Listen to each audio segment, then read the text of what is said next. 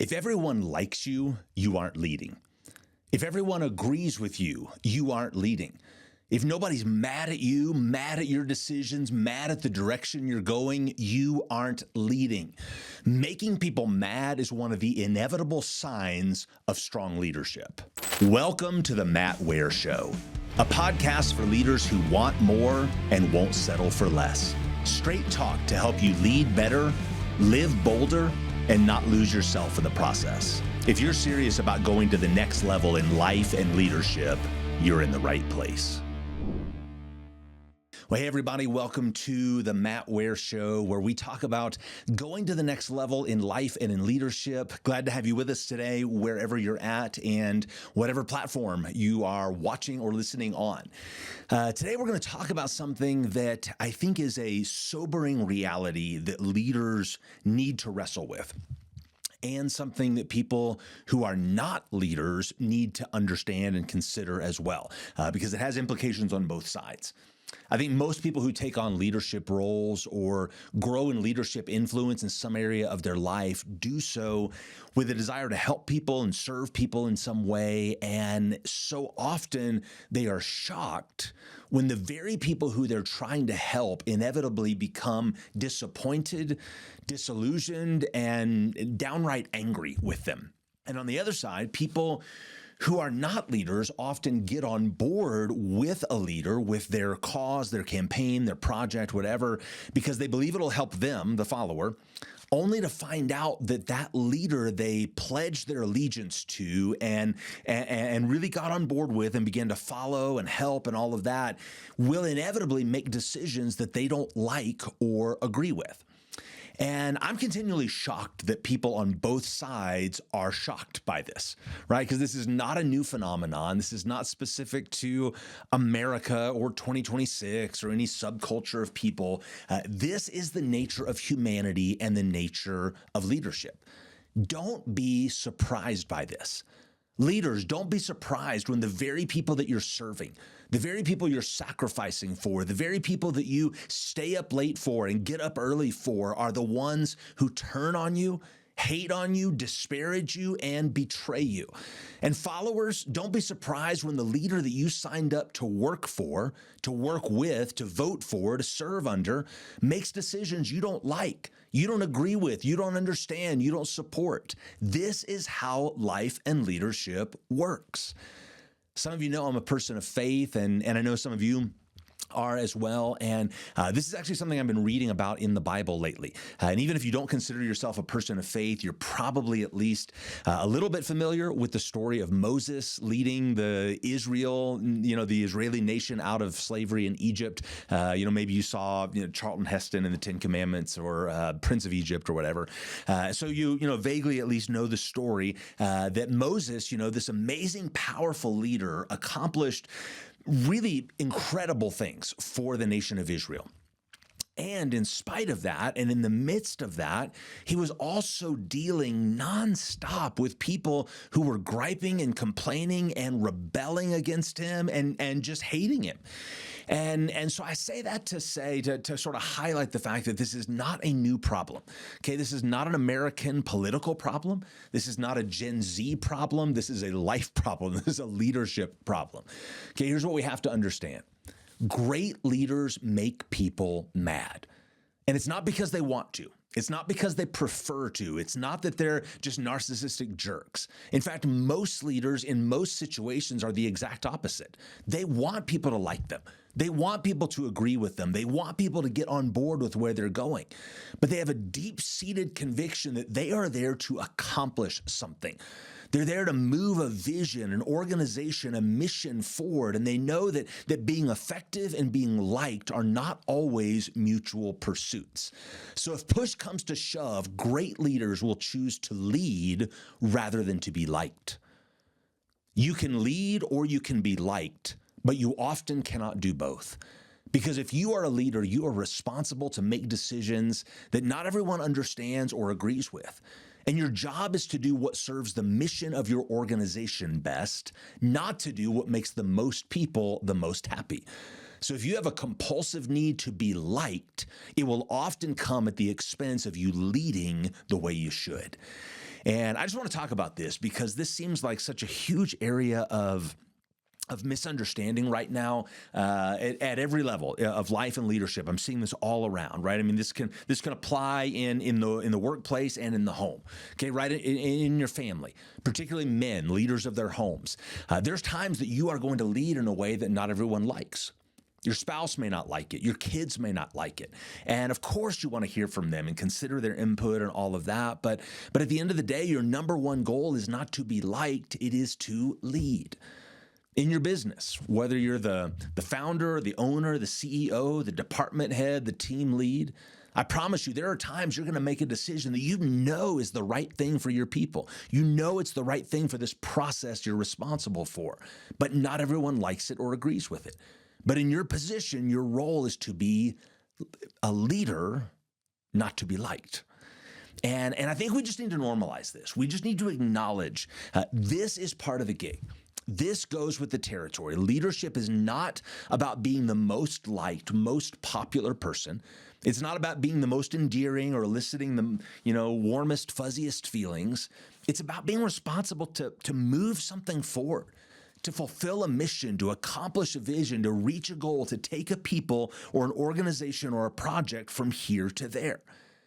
And while leaders should always love the people we serve, we should never expect that they are going to love us or even like us in return. And I know sometimes that's a really hard pill to swallow, but this is reality. Okay, and this is kind of a no fluff, no nonsense, no BS kind of episode today. I'm just going to call it like I see it because I think we're not doing ourselves any favors if we live under a delusion that if we're just good leaders, then people will like us more. Okay, because that's not necessarily the case. And what I want to do for the next few minutes is talk about why this is what it is. Okay, what is it about leadership that actually makes leading and people liking you seem like they're at odds with each other? And I have a few observations, about this from my 30 plus years of leadership experience and from my observation, coaching and consulting other leaders, for years. These are some of the things that I've observed that maybe will just kind of help put this in perspective. Why is it that leading and being liked often seem like they are at odds with each other? Number one is this: vision is polarizing. Vision is polarizing. Leaders often make the mistake of thinking that if they can craft and cast a compelling vision, that everyone will unite around the vision and unite around them. And that assumption is absolutely false. The truth is that vision polarizes people. And in fact, the stronger and clearer the vision is, the more polarized the people will be. Why? Because if there's a vague sort of gray vision, what people do is they write their own narrative into it. They see their role, their agenda, their pet project as being part of it. And so when you get a really strong, really clear, really, black and white, perspective about the vision, suddenly there's less room for people to kind of piggyback onto your momentum. Now they can't just paint themselves into your picture. Which means that for the people and the projects that are in your vision, they get really excited, they get bought in, they are all in. But for the people or the projects or the priorities that are not a part of your vision, now it's really clear to them and to everyone else that they don't fit. They don't have a place, they aren't in the picture. And so naturally, they're going to start opting out. Okay, this is when people leave your organization to work somewhere else. It's when people leave your church or your nonprofit to serve or donate somewhere else. This is when people leave your political party and go, cross the aisle to the other one or form their own or whatever. I was coaching a leader a few months ago who is new to the role he's in, the position that he's in this organization. And he's super excited about it, which he should be, because he's working on really defining his vision and rallying the troops and all of that, which of course is great. But as I began to explain this to him, you could see this weight, this gravity sort of settle in on him. His countenance actually changed when he began to realize that right now, everyone loves him because he's new and he's positive and he's encouraging and uplifting to the team and all of that. But also because so far, in the absence of a really clear vision, the team all sees themselves and their projects and their initiatives as part of the future. Okay, but as soon as he cast a clear, compelling vision, guess what? Not everyone, not everything that is there today will belong tomorrow, which means that some of the very people he's trying to lead will not like him. Vision is polarizing because when there's clear vision, people have to decide, am I in or am I out? And because of that, it means that there will be people who do not like it. And if you're the leader, by implication, it means they will not like you. Okay, so one of the reasons that there's this disparity between leading and being liked is because vision is polarizing. Number two, decision is divisive. Decision is divisive. Sometimes we use the word divisive with sort of moral implications, like being divisive is unethical or immoral or unbecoming or whatever. And if we're talking about motivation or heart posture, then I agree with all of that. Of course, I believe that being a divisive person is a problem. But in this context that I'm using it, the word divisive simply means that it divides things, right? It creates this line where people are on one side or the other. When you make a decision, it is divisive. There are going to be people who fall on one side of the decision and people who fall on the other side of the decision. Okay, and listen, every decision creates division. Every decision you make as a leader will cause division in some way, on some level, with some people, in some aspect of what you're leading. The root word for decide literally means to cut. In other words, when you decide something, you are cutting off all the other options. So as a leader, when you decide, you will divide. And again, this is where so many leaders, especially if they are less experienced, maybe less mature on their leadership journey, they get blindsided, okay? Because they think that if they have all the meetings and get all the input from everybody and they do the analysis and they weigh out all the pros and cons and they sketch it out on the whiteboard and all of that of course everyone's going to see it and everyone's going to support it. And so then they're shocked when after all of that process, people are upset with them. Okay, that's why the more decisive you are, the more divisive you are. The leaders who make the strongest decisions also have the most significant division in their organizations many times. It's not intentional. It's not what they prefer, but this is a byproduct of strong leadership. Do you want to do everything you can to bring unity and bring people together and help everyone see what you're doing and how they can be a part of it and how it serves everyone? Of course, yes, absolutely do those things. Good leaders want cooperation. They foster collaboration as much as they can. And the best ones are able to get quite a bit of it. But at the end of the day, they're not a slave to it. It's a nice to have, but not necessary to have. I draw this parallel in parenting because my job is not to make my kids happy, right? And no matter what, if I'm being a good parent, I will make decisions they don't like and don't agree with. And by the way, you would not respect someone who only made decisions you agreed with, or who caved, who acquiesced when you voiced your disagreement or displeasure. Okay, if I gave my kids everything they wanted, if I only made decisions they liked, if I changed my mind every time they complained about something, they might get what they want today, but they won't respect me tomorrow. Leaders make decisions that other people don't always understand, but that's because they see things other people don't see. They know things other people don't know. They carry responsibility that other people don't carry. They have vision that other people have not been entrusted with. So of course, people don't always like a decision because they don't always have the same information. A leader's job is not to make you happy. As Steve Jobs famously said, if you want to make everyone happy, don't be a leader, sell ice cream, right? Leaders won't always make you happy. And in fact, you should actually respect leaders more when they make decisions that they know are going to make people unhappy and they stick to their guns anyway because they believe it really is the best thing. They believe it's really the right thing.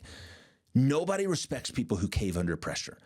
We respect leaders who are principled, who make the best decisions they can and then follow it out.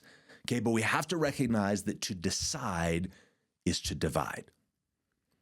The third reason I think that leading and being liked are often at odds with each other is because personality is a preference. Personality is a preference. Let me explain what I mean when I say that. If you've been in any leadership role for any period of time, you have likely experienced that people have a preference for personality types that they like, that they get along with, that they relate to, that they think are more effective for the role you're in. And of course, we all have our biases. We all have preferred personality types and leadership styles and all of that. I personally prefer strong leaders, direct leaders, aggressive leaders, even a little bit abrasive leaders. It doesn't bother me. Okay, I like leaders who are visionary, who are confident, who have swagger, who have gravitas. Okay, that's my style. That's what I think is effective. That's the kind of person that I would want to work for, that I would want to work with as a leader. But there are other people who prefer leaders who are more cooperative, more collaborative, who are, laid back. They want to bring people together. They want to group think every decision. They're unassuming. They're unimposing. And of course, preferences for everything in between, obviously. And by the way, usually our preference of personality type is either because that's who we are or it's who we wish we were, right? That's what our bias is. Okay, but the point is this. We live in an age where people are obsessed with personality and have elevated their preference to the level of principle. They've elevated style over substance. They've deemed certain personality types as good and others as evil. They've ascribed moral virtue to some styles and moral vice to others. So if you're a leader, you have to know some people won't like you just because you're you. And I can speak to this from personal experience. I'm a high D on the DISC assessment, which if you're familiar with that, it means driver. It's this personality type that's bold, that's aggressive, that's a little bit abrasive. It drives results and sometimes can drive people, right? I'm an 8 on the Enneagram. That's the challenger. It means I'm not afraid of conflict and hard conversations and hard decisions and calling it like it is. And I've encountered people over the years who do not like my personality type. Okay, they have a preference for certain personalities, softer personalities, and mine ain't it. And of course, there are people on the opposite side of that too. But my point is this, that if you're a leader, you just have to know the vast majority of people in today's, society elevate their preference to be a principle. And so they will like you or not like you based on your personality alone. And there's really nothing you can do about that. And listen, don't ever change your personality to win another person over. That's a fool's errand. It's not authentic to you, and that means it's a facade that you won't be able to keep up. Okay, if they don't like you, it just means you're leading. Number 4, another reason I think that leading and being liked are often at odds with each other is because authority is under assault. Authority is under assault. And I know I might get myself in a little trouble with this, but it's kind of the whole point of this episode, right? If you don't like it, then it means I'm probably leading. I think in the time that we're living in, authority itself is under assault. Everybody wants to do whatever they want, whenever they want, however they want. And we're seeing that at a national level with people openly dismissing the law, defying law enforcement who's trying to uphold it. And that's not just a political thing. It's happening more and more in the workplace, right? People come and go, when they please, when they want to, not based on the schedule you put in place. They think your policies and your procedures are suggestions rather than requirements. They don't think your company's values apply to them. They don't think the employee contract applies to them. They don't think the dress code applies to them. And then they sue you when you try to enforce it. I think authority itself is under assault. And if you're a leader, you have authority on some level. You've been entrusted with authority. And that means by virtue of your role, by virtue of your position, there will be people who oppose you and resist you and push back on you for no other reason than that you represent that which they rebel against. If you are a leader, they are bent toward not liking you. Reference Moses again, right? I mean, you can be a leader who does a really good job and people won't like you just because they don't like leadership. Okay, but that is not your problem. It's part of the gig. It's something you can't change. Therefore, it's not something that you should worry about. Okay, I could probably keep talking about this and give you more thoughts and observations, but for the sake of time, I'll wrap it up here. This is something, as you can tell, that I feel pretty strongly about, pretty passionately about, because I'm seeing it play out in so many ways and so many levels right now. Listen, if you are a leader, not everyone's going to like you. And the better leader you are, the stronger leader you are, the more they may not like you. People not liking you as a leader does not mean you're doing anything wrong. In fact, it likely means you're doing something right. Dr. Mark Rutland, one of my mentors, wrote about this in his book called Relaunch. He said, if you are decisive, talking about leadership, if you are a strong, driven, decisive leader, you are going to piss people off. If you decide to stay alive tomorrow, that in and of itself is liable to make somebody unhappy. And once you settle that in your mind, it's strangely liberating. So no matter what you do, always choose to lead rather than choose to be liked. Your vision may polarize. Your decisions may divide. Your personality may not be their preference, and your authority may be under attack. That just means you're leading. I hope somehow that encourages you. I know it's not necessarily the best news, but in some way, maybe it takes the pressure off of you. To know that if people are not liking you, it doesn't mean that there's a problem with you. It might mean that there's a problem with them. If you know somebody who could use that kind of encouragement right now, maybe a shot in the arm or a little bit of a fire lit under them, would you share this with them? Hit the share button on whatever platform you're on, or copy, paste it, and message it to them. That would mean the world to me, and it might mean the world to them too. Like it, subscribe it, do all the things. It just helps us reach more people. Of course, you can reach out to me directly via DM on all the social media platforms at @TheMattWare, or find me at themattware.com. Until next time, don't worry about being liked, just lead. And lead better and live bolder. See you next week.